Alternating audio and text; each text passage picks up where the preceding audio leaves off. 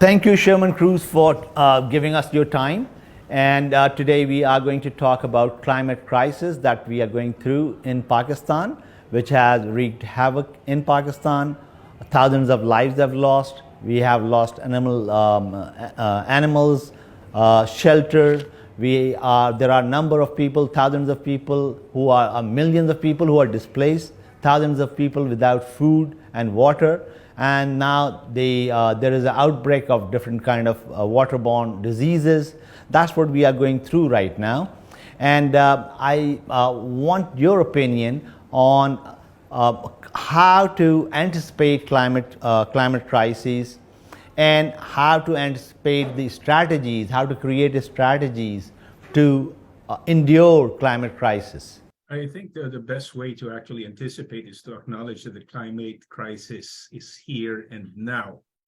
So from where I am, particularly in Manila, and of course, the Philippines, we've seen in a lot of many and several reports that the Philippines is currently almost always on the top 5 of the countries, specifically for Manila as a city, who are at risk of climate change impacts. And we've seen that over the years. It's been disrupting us, affecting stability, economy, employment, and for many countries, in fact, this is not just unique and novel to the Philippines, but apparently during the time of President Duterte, I think since 2 years ago, the legislative or the Congress of the Philippines has actually declared a climate emergency. And since then, we have used that view or belief or a lens, to analyze, study, prepare, and respond and figure out ways to manage the climate crisis and its impact, both in the short term and in the long run. And for many of the government agencies who has started its futures and foresight work since last year, has incorporated climate change not just as a mega trend, but as a mega threat, in fact. And tomorrow, I was invited by the Civil Executive Services Office to speak about the game that I developed, which is Dreams and Disruptions. And that game, that foresight game, which we have been playing and been introducing, not just in the Philippines, but all over the world, has been used, played to anticipate the unknowns of climate change impacts, particularly, of course, in the context of crisis, of how would this, climate change affect the way we perceive and imagine the future, the way we build our relationship with risk and preparation, including the idea of resilience. So there's been a lot of things that has been emerging in this domain, Shams, and I think for futurists and foresight practitioners, in many of the occasions that they've been a part of, climate change is the biggest elephant in the room. Yeah. Tell us a little bit more about the game that you have invented. What is it, and how does it help anticipate the future? Yes, the game builds on 3 phases. One, before I explain the process, of course, the Dreams and Disruption game was developed when I presented a discussion during the Asia Pacific Futures Network, which was held in Bangkok, Thailand, pre-pandemic. I think that was 3 or 4 years ago, if I'm not mistaken. And the idea or the assumption that I had was that most of the scenario development or foresight work that I've been doing and has read over the years is that there is I might be wrong, but this was what my observation was that it is too orientated in the positive and transformative future scenarios. Like we give so much value to it. I'm not saying that it's wrong. I'm not saying that it's not powerful. What I'm saying is that there is apparently a strong bias with or for transformation, right? But then, of course, I also realized that even when we speak or design or develop scenarios that are, let's just say, preferred, my hypothesis was like embedded in this preferred or transformative future scenarios are risk as well. You know, this risk might not be apparent at that point because we all talked about transformation. But we perhaps you will agree with me, Shams, that in the real world, it doesn't work like that, right? Right? While we innovate, we transform, we try to create technologies in the context of how we would want to impact our lives or perhaps, you know, create progress positively, is that more often than not, it results into many or plural consequences, both known and unknown. And normally those unknown consequences or implications that are surprising to us are risky, you know, especially so when we do not understand or these ideas apparently are new, it becomes risky to us. So our inability to appreciate something that is unknowable and suddenly, you know, this comes up, it becomes risky not just to us, but to society, to organizations as well.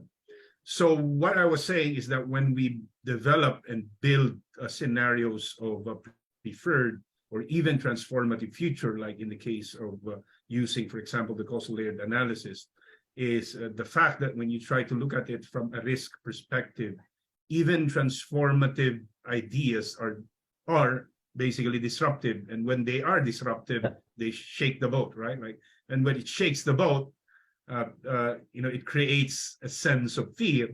And when we sense that fear, it could paralyze us. And if it paralyzes us, it disempowers us, especially so when we are not a part of a process, or like perhaps we're not even from the very start, you know, being a part of that foresight process, and it becomes risky for people, especially for decision makers.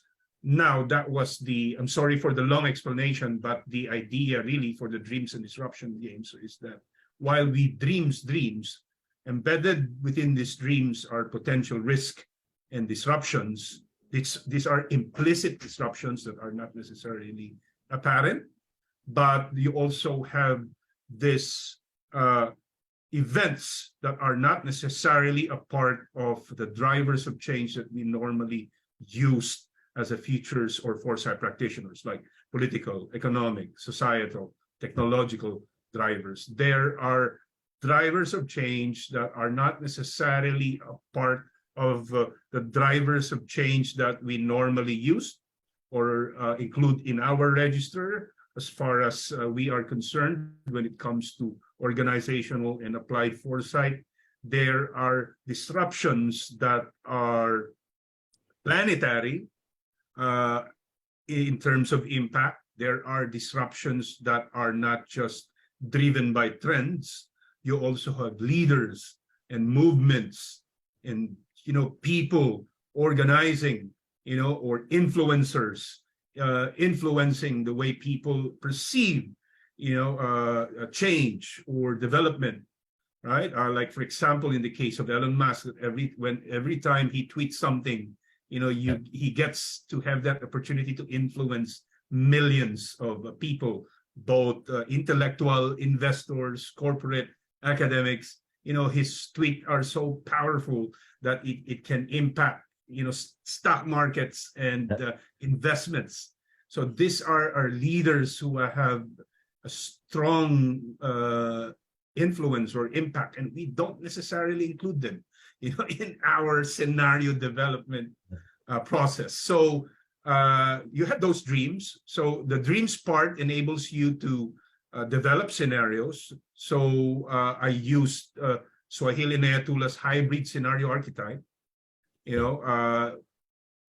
by using randomness, integrating randomness into the process of scenario development. So you have the archetype, which is your hybrid scenario archetypes. There are descriptions and characteristics of that scenarios, right?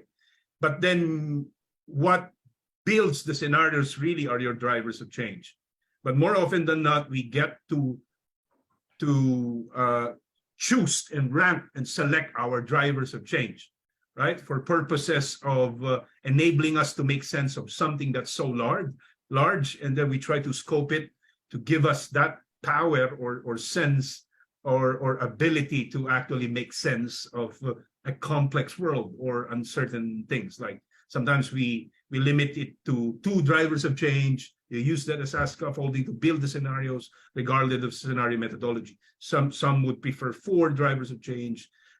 Make it sophisticated, like 6 or 9 or 10 or even 19 or 20 by 20. It doesn't really matter, right? But as far as practice is concerned, what I've seen is that we get to choose them, right? Humans gets to choose their drivers of change, and using this drivers of change, we build the scenarios. But then, of course, scenarios or these drivers of change are not necessarily informed by trends, right? Trends are important to futurists and foresight practitioners. We cannot deny that, even though some would say that, the future is not at the end of the trend line. I agree with that, definitely. But mostly when you try to apply this to public policy and strategy, you get to use the trends, right? Because that is what gives you a good grounding of what's actually occurring at the moment as far as the environment is concerned. We call that in strategic planning situational awareness, right? So, but then of course, while there is pattern in progress, in development, in transformation and change, there is also what you call randomness, right? In things, in complexity and uncertainty.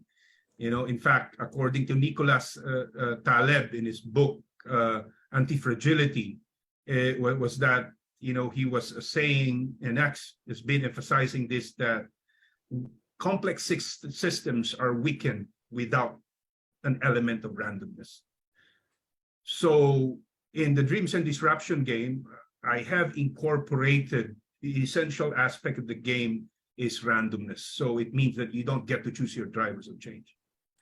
So, and more often than not, when we get to choose our drivers of change, we only select those drivers of change that are directly related to the issue or the topic at hand, right?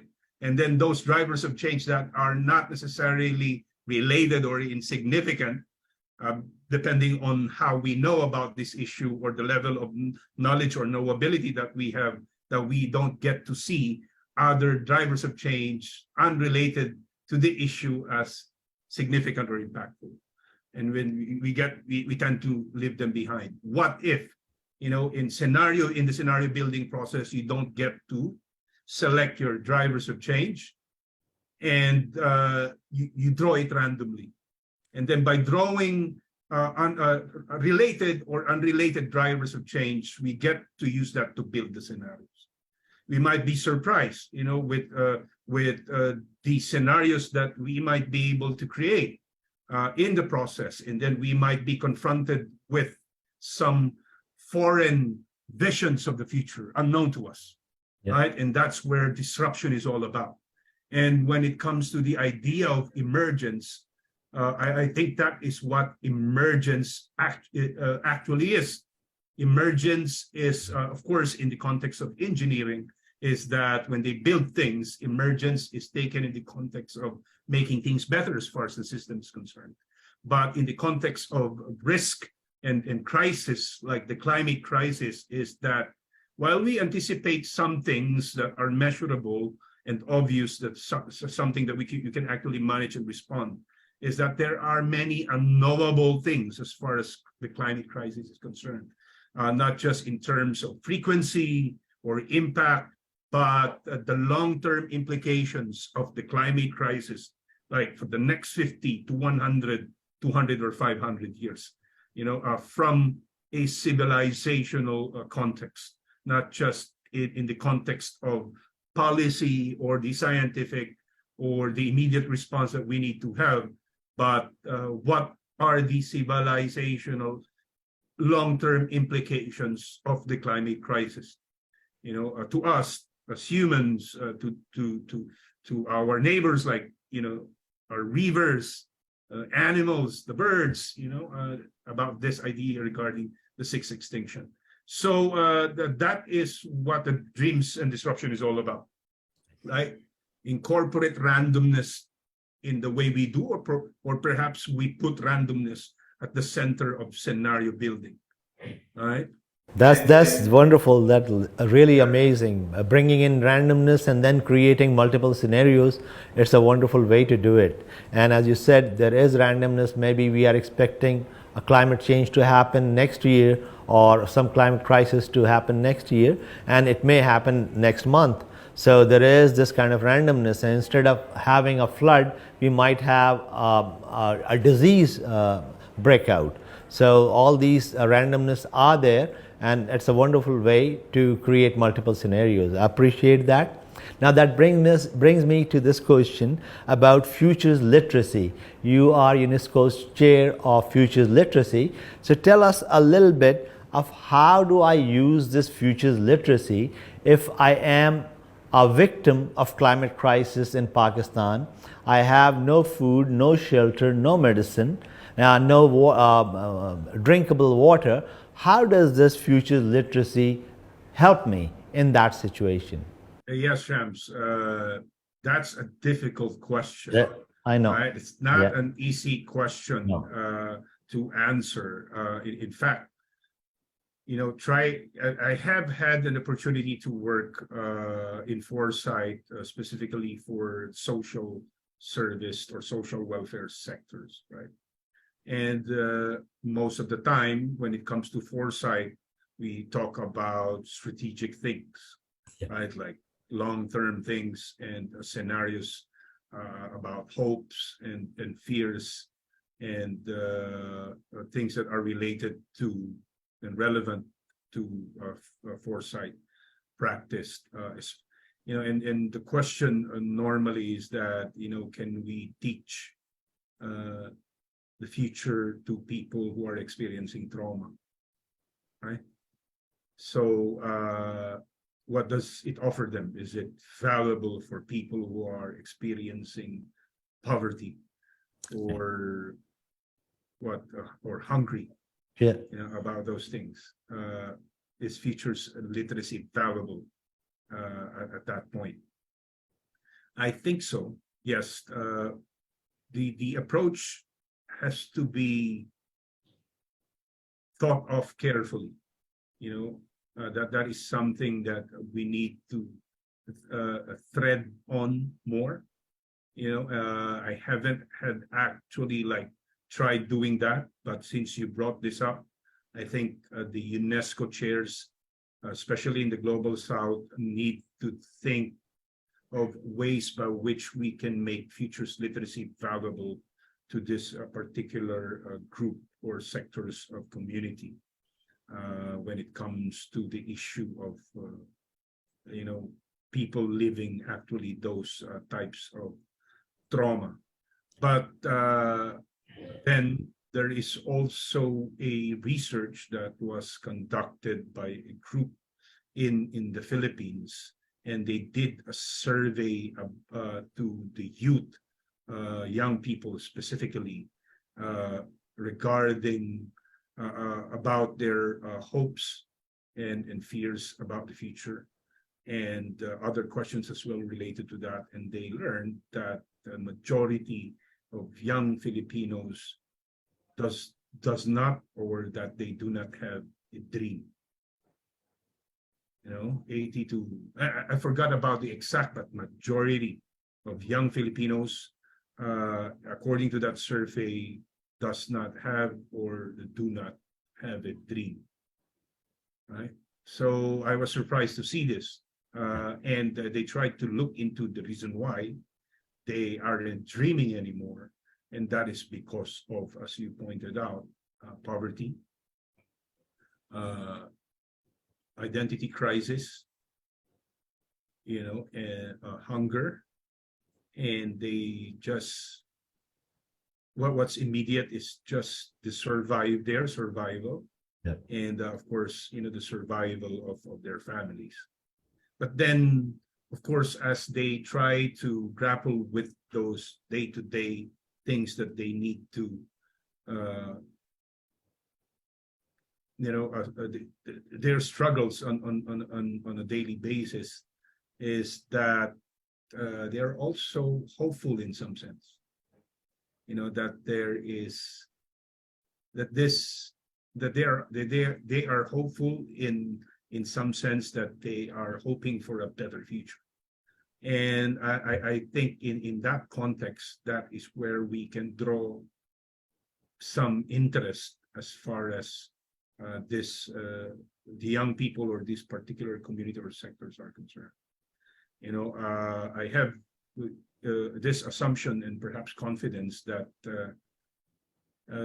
if we engage them into this kind of conversations, or perhaps if a social welfare officer learns foresight, or a psychologist, or anyone or any profession who are directly engaged in this type of work, like poverty reduction and management, social service support, social welfare, among others, can enhance their approach in providing interventions to this particular sector.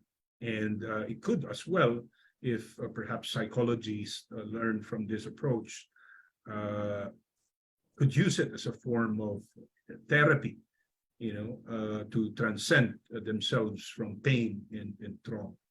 So that's my assumption, but having as well lived during my youth, in poverty as well, I think a conversation about hope, especially amongst young people, can help them, dream the dreams that they wish to imagine or believe in, right? And if they have that vivid picture of what their dreams are, and let's just say nightmare perhaps, to avoid it, it could give them a good sense and power to actually follow through or create the dreams that they have.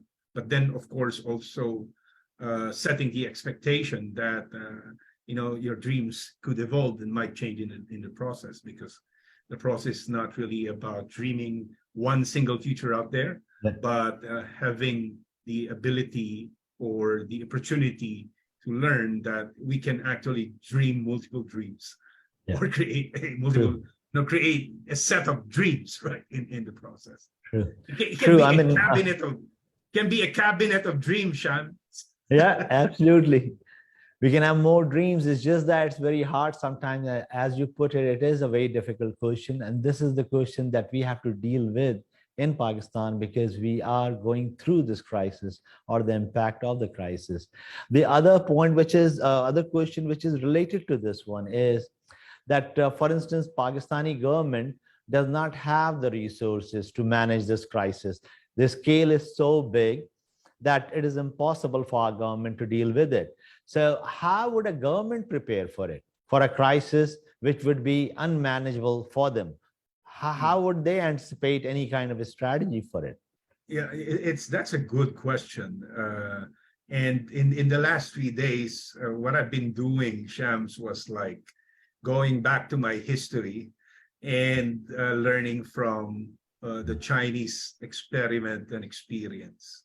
Okay. And apparently there are three things that I learned about the Chinese or China experience, right? Like the exponential economic growth that they have that they have achieved and still enjoying at this time, Yeah. apparently, is that I've heard this from, from Deng Xiaoping's translator. He said Okay. this.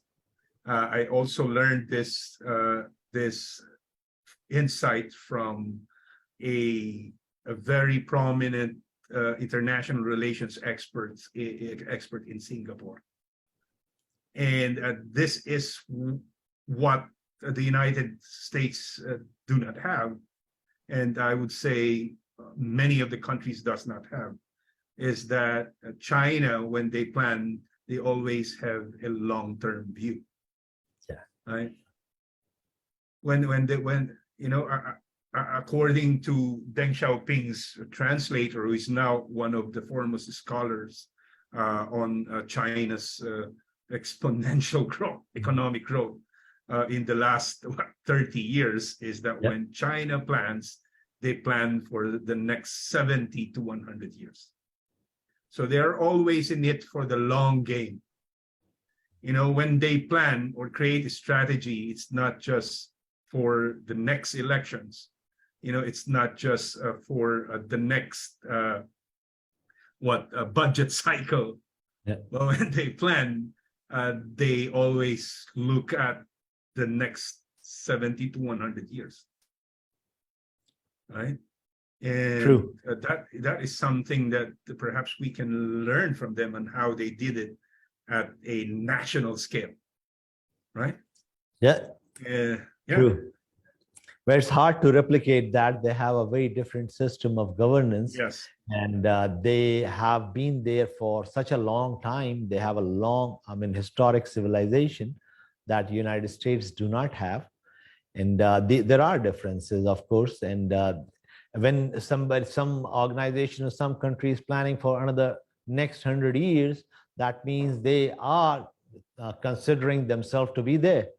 And for a country like ours, it is very hard to do that. So anyways, so let me move to the next question, and that relates to how do you scan for signals, for weak signals, emerging issues, emerging trends, and global trends in climate crisis or climate change?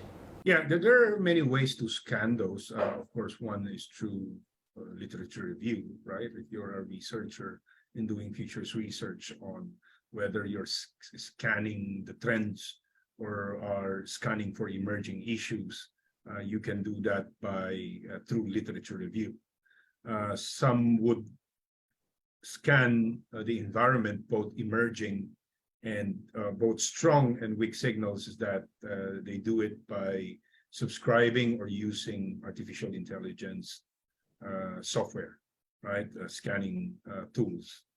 And some would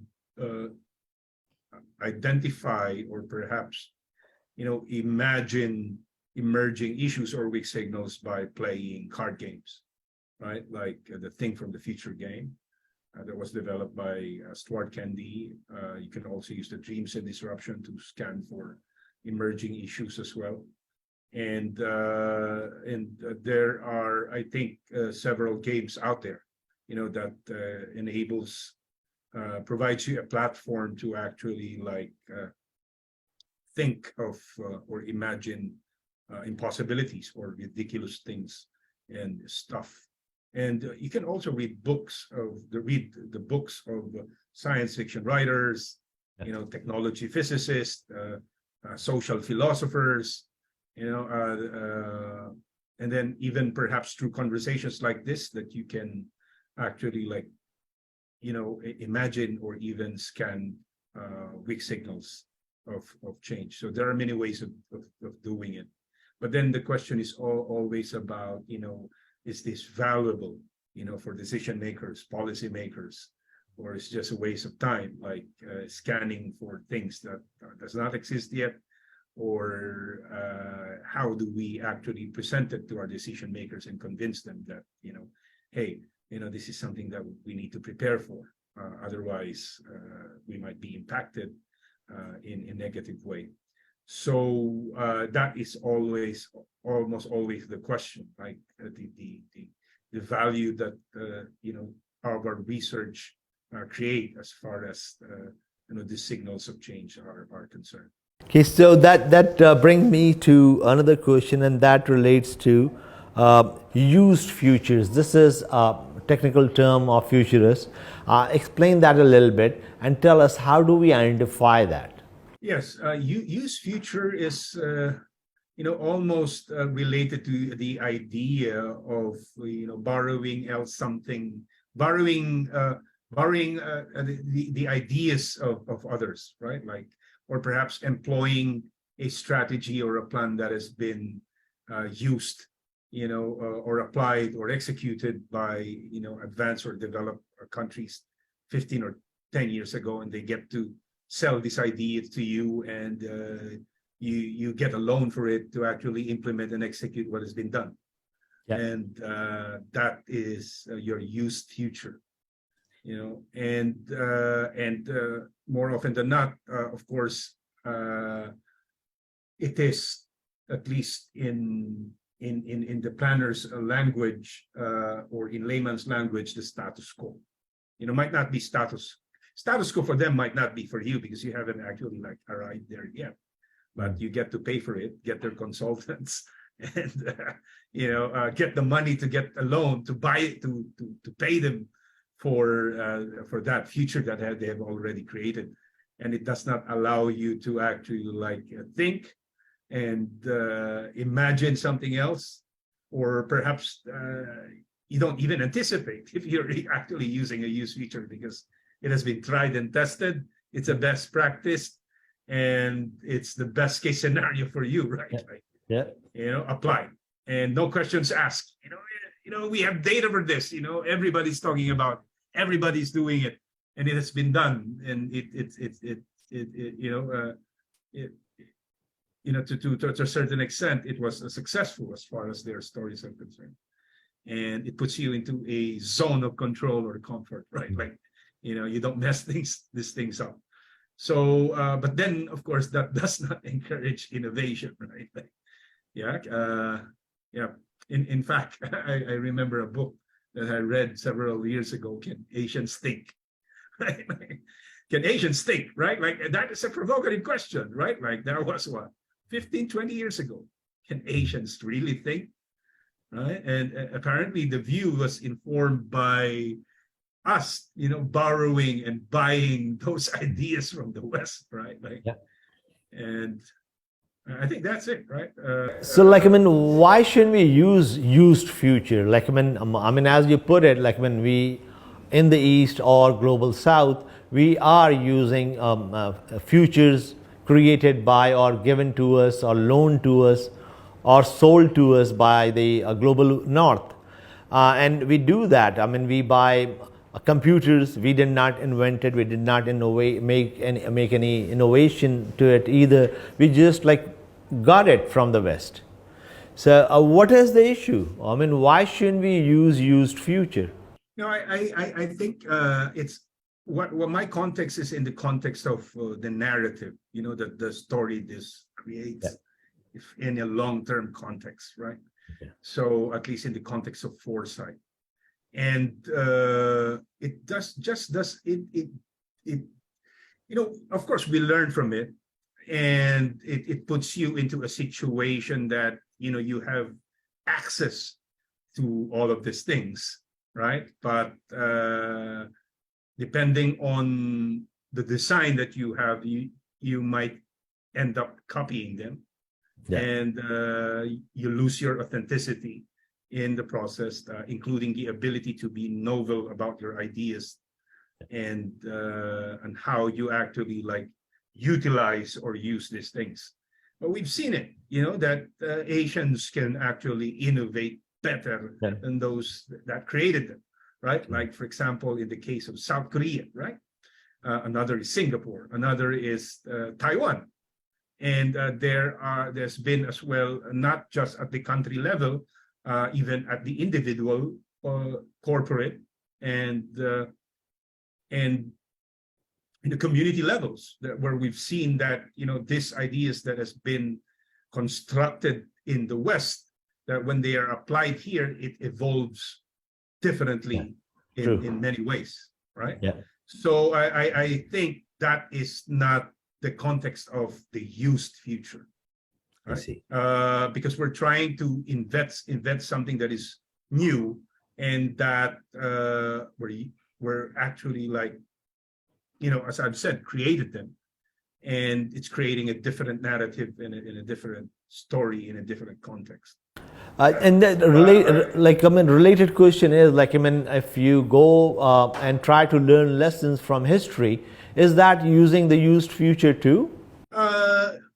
Not again in the context of used in foresight, because there is a negative connotation, right, of the used future. The used, right? It could be outdated, obsolete. It doesn't work anymore, and it doesn't apply to your context, right? So yeah. Okay, so that brings me to the next question. That when you are, you are a co-founder of Make Our Future, and how do you co-create better futures by transitioning organizations to more sustainable and equitable practices? How do you do that? Yeah. So just a brief, a background about Make Our Future. So Make Our Future is a global consulting cooperative, dedicated to transitioning organizations to more sustainable and equitable practices. So the mission of Make Our Future is to co-create better futures by, sharing, the idea, and connecting in context, or collaborating in context. So we have this shared belief, in terms of goals, ways of being and knowing and working. And of course, with the shared vision that we have, we can innovate, create new business models and platform and experiences, and use this capability and capacity and intelligence to support organizations and communities to shift into more sustainable and equitable practices. And of course, other than that, is that the long-term view is that as we do this, the aim is to hand over the responsibilities of caring for the world to our next generation. And Make Our Future is a group of people with different backgrounds. So you have futurists and foresight practitioners, designers, people who actually build business models for companies and corporations, and governments. They have been, some of our members has been into cooperatives as well. Some are from the legal profession, because sometimes when you try to imagine a future, the next step will, how do you actually make this legally acceptable? How do you actually make this operational? So what's the business model, right? What's the business model of your preferred or transformative future scenario? How does this create value for people and companies and organization? The future that you have, or narrative, what's the design? How do you actually enable it? Those are the questions. Does it generate value in terms of work, in terms of monetary value, in terms of innovation, in terms of learning, in terms of ideas? So those are the kind of things that we normally discuss at Make Our Future, because that is what the organization is, making our future. So how do we actually do that, and how do we make our future sustainably, and what kind of products and services can we create that we can provide in partnership with manufacturing and transportation, consumer goods, health, public sector and non-governmental organizations, in communities, like, for example, education, equitable enterprises, including, regenerative communities. And then, of course, there are methods that we together constructed and designed that touch on these areas, from foresight, that links foresight to planning, to business processes, to value creation, and eventually, hopefully, the long-term context of all of these things. So the community consists of, as I've said, business consultants, programmers, even programmers. We start inviting them because, of course, everything is becoming digital now. Researchers and educators as well. So Make Our Future is, I would say, we tried to look at it, and there are only, at least as far as we know, we are currently collaborating with that organization as well. It's called Zebra in the US. It's a global cooperative operating in the context of consulting and development. Is that that is all what we are trying to create as well, like a global consulting cooperative. It's some sort of developing a next generation of cooperatives that deals with this concerns and areas. But then, of course, Shams, the intention of Make Our Future is to create a movement eventually in the process, wherein there is an organization, a cooperative, and a movement that offer opportunities for members to get work, but not just work, of course, for them. For this member, for us to tap, the expertise of these members, provide expertise to co-create solutions with organizations, and you yourself getting involved in the implementation of change. Okay, and that brings me to the question about climate justice. Pakistani Prime Minister Shehbaz Sharif went to COP27 and said that we have a very small carbon footprint, less than 1%, and despite that fact, we have been attacked by this huge climate crisis that we don't have resources to manage. Without the help, we cannot overcome the challenges. And he asked for climate justice and reparation from the global north. Now, there was a resolution which principally accepted this proposal, yet we do not know how long it will take for the aid to arrive to these victims of climate crisis in Pakistan. It's like telling someone who's hungry right now to wait for months or maybe years for the food to arrive. So as a futurist, when do you think climate justice will be achieved or will be dispensed, and they will start sending money to the people who really need it very badly?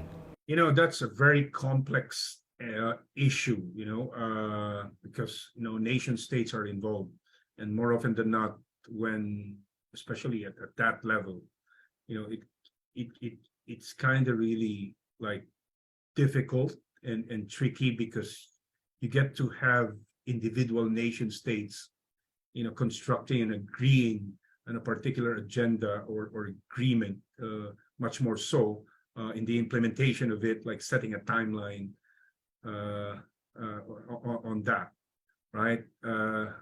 We are living in a context of in a world wherein everybody acknowledge and acknowledge the view that we are actually now in an era of climate emergency, right? And we want to make the global north accountable for what they did, for in the last 50 to 100 years since industrialization, and we are feeling the impact and effects of that now.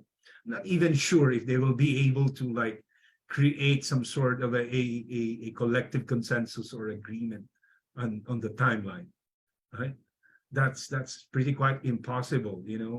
How many nation states are involved? in that conversation, right? And the United Nations does not even have, that mechanism to actually like consolidate a shared priority at the national level. And in fact, this is also what I learned from a former commander of the Philippine Navy, and that in the event of a crisis, the expectation is that the expectation is that you will only get the help of, the help of the government will arrive only in 3 to 5 months, in a worst case scenario, where a particular community or a province is impacted, for example, by a typhoon, like what happened here in the Philippines during in 2012 or 2011, the Typhoon Haiyan, where there were thousands of people and families lost, and around like 6,000 to 7,000 Filipinos died when they were hit by that super typhoon, which was apparently during that time the strongest in the history of planet Earth, right? Of human civilization, as far as records is concerned, was that it destroyed the lives of many million families, and I would say eventually their future. And the government was confused. They did not know how to respond, because it was a total black swan, right? For the government, they were preparing zero casualty, but then the concept of storm surges emerged, right? It wasn't tsunami because it was not a result or it was generated or created by an earthquake, but by a super typhoon that led to new terminologies of what we now call the storm surges, that we start taking them seriously. Right now, every time there is a super typhoon, we get to have notifications from the government almost every hour regarding storm surges, right? So, but then again, what happened in the during that event was that the government was only able to set up a national level support after 3 to 4 weeks. It was a total collapse. It was I would say some have said like some sort of an apocalypse, in that particular region of the country. So now at this level, like at a global level, it might take years, right? Like it might take 50 or 100 years even, yeah. So in fact, the seatbelt law in the US took them 10 years to legalize it, right? That's safety, right? And it took them 10 years to actually do it. Even technology, the socialization of technology, like for example, the telephone, took us 30 years to globalize access, right? And then when it comes to climate emergency or the climate crisis, it might take 100 of years, Shams. So, and then of course your question about is that what we're gonna tell them, to our constituencies or to the communities who are actually being impacted today. But I hope they'll be able to do something, to do it, more urgently. I think this is an urgent issue that everyone needs to look at, and just make them accountable. I think it will require a global movement to do that. Absolutely, totally agree, and I hope I wish you had a more hopeful message for our people, but it seems that we cannot give them false hopes at this moment. And that brings me to the end of this interview, and before I let you go, I have to talk about UN World Futures Day. And if you have any message on this UN World Futures Day, we would really appreciate that. Yes. Yeah, I'm really looking forward to the World Future Day on December 2nd. Of course, that's the UNESCO World Future Day. And, I'm pretty excited about, the conversations and the meetup again from all different parts of the world about this. And I think that is a very critical event, I would say important, significant, because now with UNESCO declaring a World Future Day, that will further amplify the voice, the awareness, education, and literacy at a public level, globally, definitely regarding the importance of the future in the present. So yeah, and yeah, I've seen some UNESCO chairs as well who is preparing for that, and I look forward to participating on December 2nd as well. Thank you so much, Shermon Cruz, for your time. You are always welcome on this platform to talk to us. I think we share number of things, being in the same region, going through climate crisis. You went through climate crisis in 2012. You had that storm. We had a flood in 2012 as well. And this one, the new one, is even bigger than the last one. So I hope that UN World Futures Day would educate us or would motivate us to learn future literacy, and that might help us in one way or the other. Perhaps may not be able to produce food for us, but it may lead us to that food. So thank you very much. I appreciate your time.